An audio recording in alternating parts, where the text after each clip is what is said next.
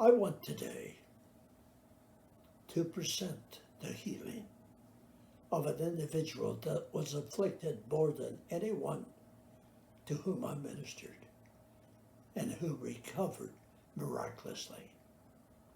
Chuck had many problems.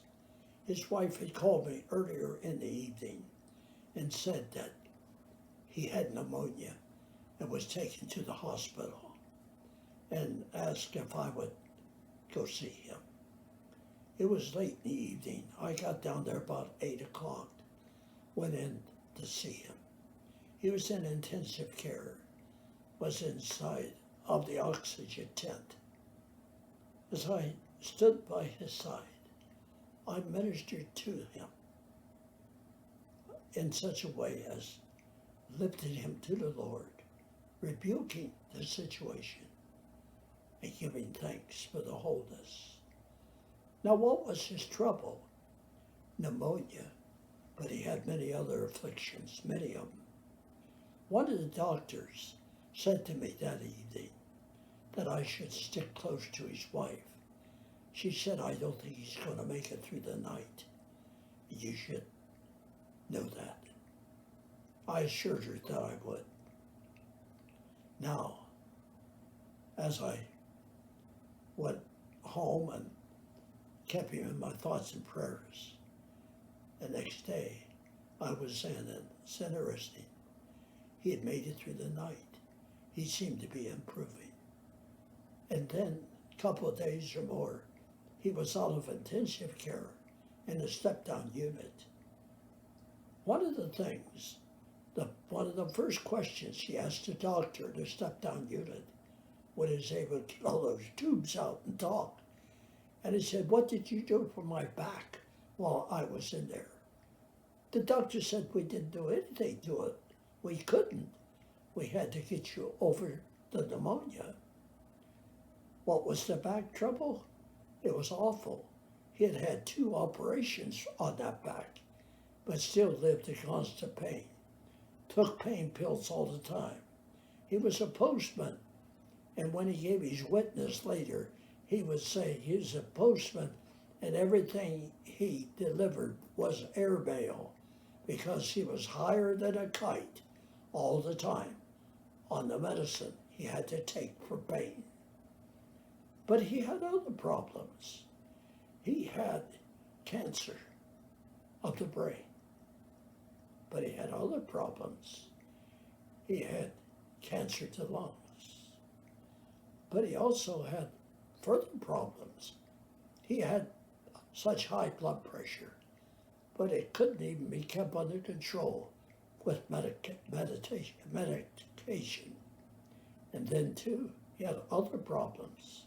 The flesh on the calf of his right leg had died like and shriveled up, so the right leg was much smaller than the left one. Other than that, he was in pretty good shape. Now, before he came out of the hospital, they took tests, of course, in regard to the cancer situation. And strange but true, it showed he had no cancer. There wasn't any cancer in his body. And then, was a few days later, he went home.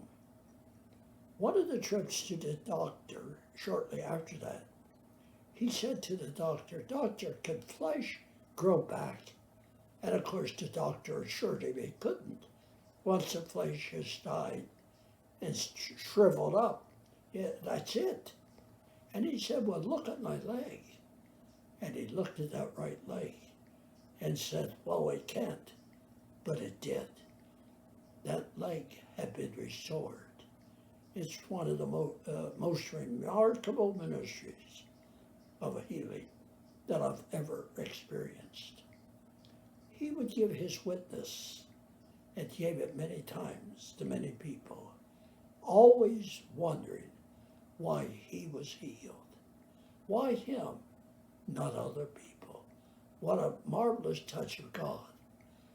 Now, he wasn't really a necessarily greatly spiritual person, came to church some, but not real regular. He said he came when he felt like it. Those feelings didn't come very often. Always on Easter, of course, but not many other times. But after his healing, he became much more devout and much more faithful in church, much more willing to talk about the reality of God in his life and the life of others. It was truly, truly a miracle that this man was made whole. The last one of the things I want to mention here is I assisted at the wedding of his son. And as I look back at Chuck during this ceremony, I saw the tears trickling down the cheeks because he never believed for a long time that he would live to see his son married. He did. And he saw his grandson too. Praise Jesus. Amen.